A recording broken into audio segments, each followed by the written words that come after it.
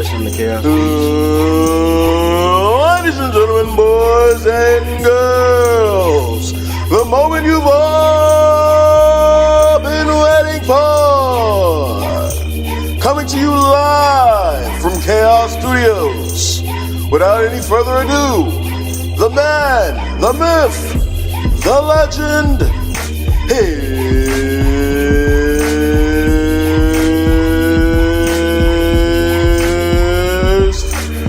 Chaos.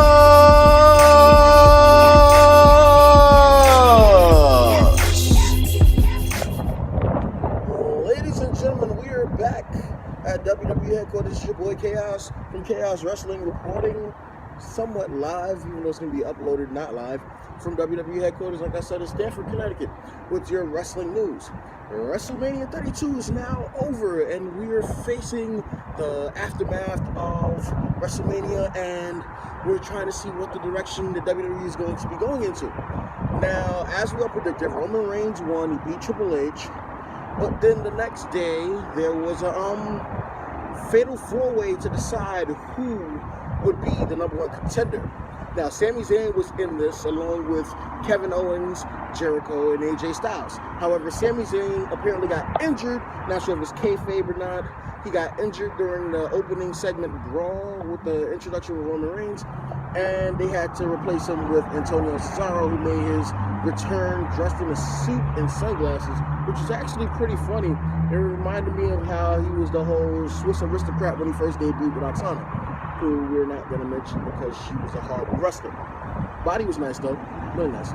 But so I was rooting for Cesaro to win, but it ended up being AJ Styles that won. So now AJ Styles is the number one contender, much to most people's dismay. Now, why would you say it's to people's dismay? Not because they hate AJ Styles, because we all love AJ Styles, but because we feel that Roman Reigns is going to be fed AJ Styles, who is the new favorite, the new potential hero of WWE or the YWC or IWC, so to speak.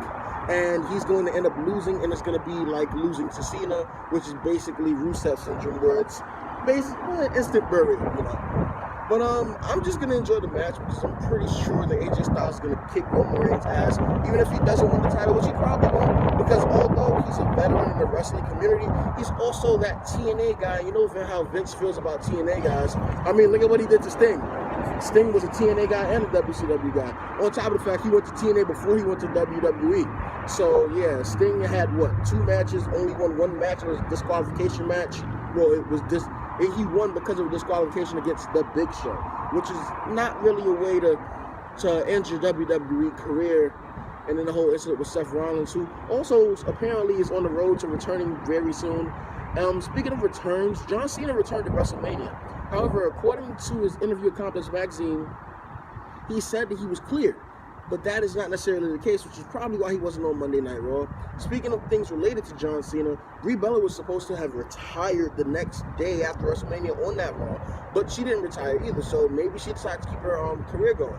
There's also been talks about maybe Daniel Bryan might be coming back years down the line if he feels up to it. That would be good, but what push will he really have? He'd just be back for nostalgia purposes. They should bring him back as maybe a general manager or something for Raw or SmackDown, which will also bring me into the brand split. Vince McMahon gave Shane control of Raw on a temporary basis, so to speak, as he said on Monday Night Raw, due to him seeing how far his son would go to get control of Raw. However, this may lead into conflict with Triple H and Stephanie. Since he has control of Raw, they will most likely start control of SmackDown, and it'll create a brand split. Along with the rumors with the new SmackDown and Raw graphics only featuring certain individuals from the respective company on each brand, it looks like a brand split is in the near future. A lot of people didn't like the original brand split. I liked it at first. I'm actually on the network right now watching, well, not right now, but you get the point, watching old SmackDown episodes from the brand split. In the beginning, it seemed pretty good. I stopped watching halfway towards the end of it, so maybe that's why other people hate it, because of whatever happened during that time. I know Triple H had his reign of terror where he was burying everybody with his golden sledgehammer and shovel, but let's just see what happens. I know Shane McMahon supposedly having control isn't really going to do anything because Vince is still the one pulling the strings behind, but maybe he'll be willing to go the extra mile since Shane is the cover right now Hopefully that means the WWE and its program and everything's going to be a lot better these days than what it's been since CM Punk left, honestly. WWE has been horrible since CM Punk left. We need more guys like that who are willing to jump up and grab that brass ring. Speaking of brass rings, there was an article talking about how Baron Corbin is grabbing the brass ring. Baron Corbin, he could do a lot. He could go places. He could go places, and debuting Apollo Crews on WWE, he could go places too. I think he might actually have the potential, and you can quote me on this, I hope I'm right. Apollo Crews might be the first official African-American WWE champion someday. Because he has the charisma, he has the look. He's like a mix between Bobby Lashley and Shelton Benjamin. That's what a lot of people are saying, and it's true. Have you seen his standing moonsault? It's amazing.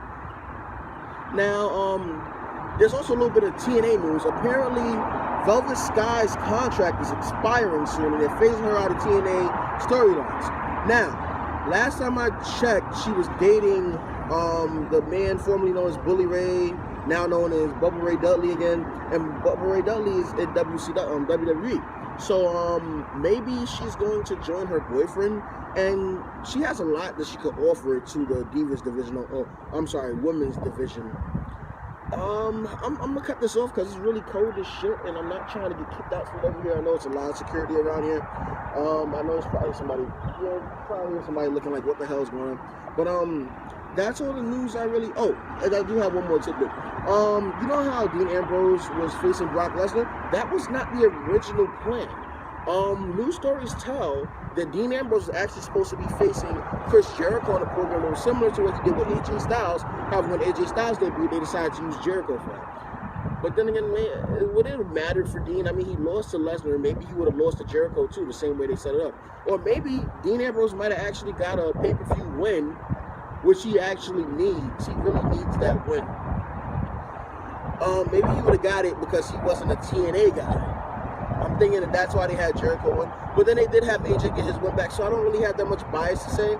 It's like, it's good, then it's bad, then it's good. It's bad, then it's good, then it's bad. It's bad because he lost to Jericho. It's good because he's number one contender, but it's bad because it's Roman Reigns, and they've been trying to push this guy down our throats for years. So I'm just gonna. I enjoyed Raw. It was alright. It was better than most Raws, but then again, it was the post-Mania Raw. So we're just gonna see what happens. On top of the fact that they got a lot of NXT talent now. That's a good thing for the main roster. They utilize them correctly because these guys have a shitload of talent. But it could also be a bad thing. It could be a bad thing for NXT because these guys are like the frontier, the pioneers of NXT. They did a great job. And I know Bayley's staying down there, probably to chase the title, going to become a 2-time NXT Women's Champion. That's cool. They don't really need her up there right now because they're still trying to work out all the kinks in the women's division.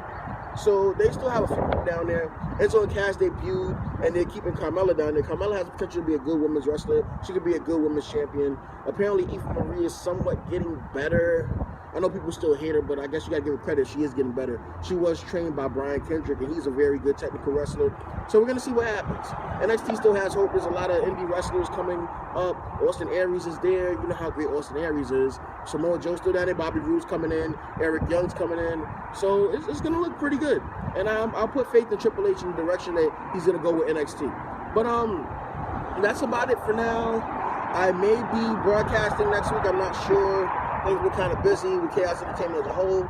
But be sure to like, comment, subscribe, share, do all that good stuff, because that puts money in my pocket and it puts gas in my tank for me to drive up here to Stanford to be able to do these videos for you guys. So this is Chaos from WWE headquarters. Look at my title. I'm the champion of YouTube. Fuck you, Small Show. I'm going to kick your ass at SummerSlam. And I signed the contract. It's your turn to sign that contract. But I'm out of here. Peace.